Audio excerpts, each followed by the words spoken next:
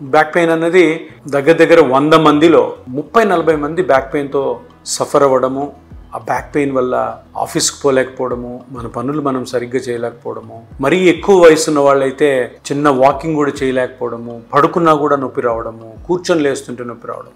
దీంట్లో చాలా కండిషన్స్ ఉన్నాయి. కొన్ని కండిషన్స్ ఎలా ఉంటాయంటే ఎంఆర్ఐలో కూడా బయటపడవు. కొన్ని కండిషన్స్ ఎంఆర్ఐలో కూడా బయటపడకపోతే ఎట్లా కనుక్కోవాలన్న మనకి డౌట్ వస్తుంది. ఈ కండిషన్స్ అన్నీ కూడాను పేషెంట్ని డాక్టర్ ఎగ్జామిన్ చేయాలి. ఎగ్జామిన్ చేసి కరెక్ట్గా ఏ స్ట్రక్చర్ నుంచి అయితే ఆ బ్యాక్లో ఆ స్పైన్లో నొప్పి వస్తుందో అది కనుక్కోవాలి. అది కనుక్కోకుండా బ్యాక్ పెయిన్ వస్తుంది, మనం ఎంఆర్ఐకి వెళ్తాము. ఎంఆర్ఐకి వెళ్ళిన తర్వాత ఎంఆర్ఐ ఒకటి చెప్తుంది, కానీ ఆ ఎంఆర్ఐలో ఏ చేంజెస్ ఉందో అది ఆ పేషెంట్లో ఉండదు. అప్పుడేమవుతుంది, ఆ ఎంఆర్ఐకి తగ్గట్టుగా ట్రీట్మెంట్ చేస్తే, సర్జరీ చేసినా ఇంజెక్షన్ వేసినా మనకి ఉపయోగం ఉండదు. ఇటువంటి కండిషన్స్ కొన్ని ఉన్నాయి.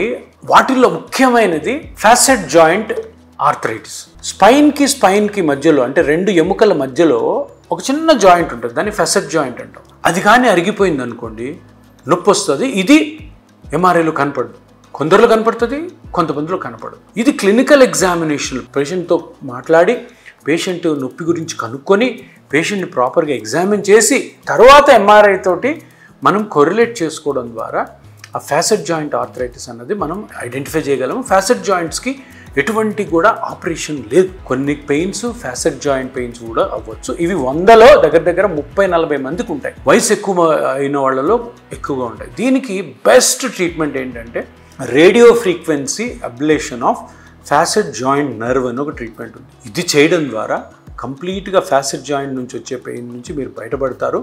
ఎటువంటి ఆపరేషన్ అవసరం లేకుండా హ్యాపీగా మీ లైఫ్ లీడ్ చేయొచ్చు.